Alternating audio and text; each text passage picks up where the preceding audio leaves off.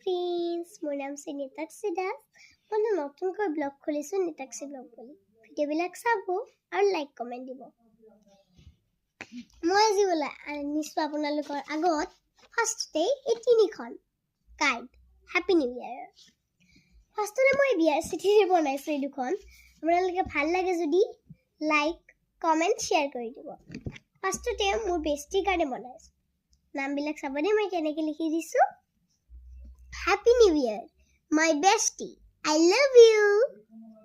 তাৰপিছত মই তলত তাহাঁতৰ বাৰ কাৰণে লিখি দিছোঁ হেপী নিউ ইয়েৰ বা, ইউ আৰ so beautiful। এইটো মোৰ ছেকেণ্ড বেষ্টিৰ কাৰণে। My best friend happy new year. আৰু এইটো মোৰ একদম চবচে ভাল বেষ্টি।